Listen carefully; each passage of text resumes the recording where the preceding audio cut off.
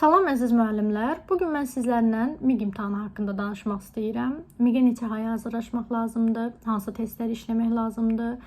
MİQ-in qaydaları nələrdir? Hansı haqsızlıqlar var hal-hazırda? Müəllimlərin narazılıqları hansı mövzularda düşür? İstəyirəm bu haqqda danışam sizlərlə.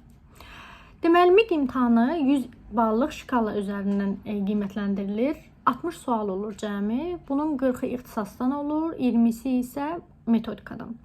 Hər ixtisas sualı bizə 2 bal verir.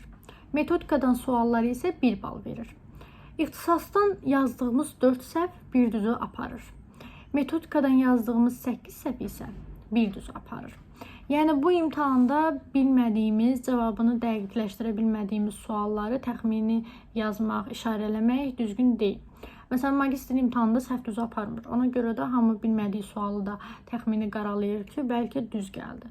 Amma MİQ-də belə bir şey olmadığı üçün məsləhətdir ki, yalnız əmin olduğunuz sualları yazasınız ki, səhvdə düzü aparmasın. O ki, qaldı hazırlaşma.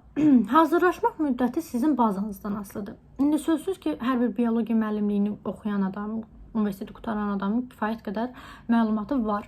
Amma bəzi müəllimlər vardır ki, universiteti bitirdikdən sonra evlənib, bir neçə il fasilə verib. Təbii ki, o müəllimlərin yaddaşındakı informasiyalar bir qədər silinmiş olacaq.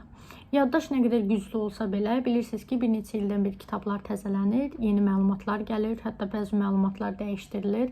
Əvvəl doğru dediyimiz bəzi məlumatları indi səhv deyirik. Və yaxud da ki, testlərin tipi çox dəyişib indi, çox interaktiv və çox mərtəbəli testlərdən istifadə olunur indi. Onun üçün müdavimlərə məsləhətdir ki, mütləq müəllimlə hazırlaşsınlar və bir neçə ay bu imtahanın üzərində köklənsinlər və daha çox hazırlaşsınlar. Amma universiteti qutaran müəllimlər, yeni qutarmış müəllimlər üçün sentyabrdan hazırlaşsalar iyul ayına qədər, adətən imtahan iyul ayının ilk 10-luğunda və yaxud da ki 15-nə qədər keçirilib bitir. Sentyabrdan hazırlaşsalar daha rahat hazırlaşarlar. Həftədə 2 dəfə və yaxud da ki müəllimdən asılıdır 3 dəfə hazırlaşdıran müəllimlərin qrupuna qoşulsalar, rahat-rahat testlərini asanlıqla işləyərlər və proqramı rahat bitirərlər. Yox, yanvardan qoşulsalar yenə çatdırarlar ilin ikinci yarısından, amma bu zaman daha çox efor sərf eləmək lazımdır və vaxt qısa olduqda insan daha çox tədirgin olur, daha çox tələsir. Beynində suallardan çox sualları çatdıracağım qorxusu olur. Buna görə də məsləhətdir ki, payızda başlasanız sizin üçün daha yaxşı olar. O ki, qaldı hansı sualları işləməlisiniz, hansı testləri işləməlisiniz, hansı kitabları oxumalısınız. Mütləq məktəb dərsliklərindən istifadə etməlisiniz. Çünki testlər əsasən o bazanın üzərində qurulmuş olur. Bildiyiniz kimi 6-cı və 6-cı sinif biologiya ləğv olundu. 7-ci və 8-ci sinif kitabları bu il təzələndi. 7 daha doğrusu keçən təzələnmişdi, 8-də bu il təzələndi və yeni bir sıra məlumatlar var. Kitabın içərisində dəyişikliklər var, yeni şəkillər əlavə olunub və MİQ imtahanında şəkillərə çox üstünlük verilir.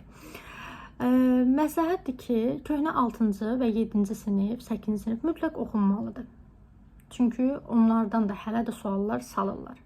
Hətta abituriyent proqramından bir sıra mövzular çıxarılıb. Amma o çıxarılan mövzular müəllimlərin MİQ imtahanında yenə istifadə olunur. Ona görə köhnə, yəni bundan əvvəlki 6-cı, 7-ci, 8-ci sinif biologiya dərslikləri mütləq oxunmalıdır. Ondan əlavə yeni kitablarda, yeni dərsliklər də oxunmalıdır. Nöqtə və nöqtə əzbərlənməlidir. Təkcə mövzular, mətnlər deyil, şəkillər də çox istifadə olunur və şəkillər də göz yaddaşı ilə siz yadınızda saxlayıb o şəkillərin mahiyyətini başa düşməlisiniz. Çünki MİQ imtahanında şəkilli suallardan çox istifadə olunur son illər. Şəkilli suallar üzərində mərtəbəli suallar da düşür. Daha sonra siz güvənin vəsaitindən istifadə etməlisiniz. Çünki orada hər şey daha sistemli verilibdir. Cədvəllərdən istifadə olunub, sxemlərdən istifadə olunub. Bu öyrənməni daha asanlaşdırır. Qaldı ki, hansı testləri işləməlisiniz? Mütləq DİM-in 1-ci və 2-ci isə toplu testi işlənməlidir. Mən 1-ci DİM-in və DİM-in testlərini işlədirəm. Daha sonra güvənin testlərini işlədirəm. Əgər müəllim bir neçə il fasilə veribsə, dediyim kimi analıq məzuniyyətinə çıxıbdısa,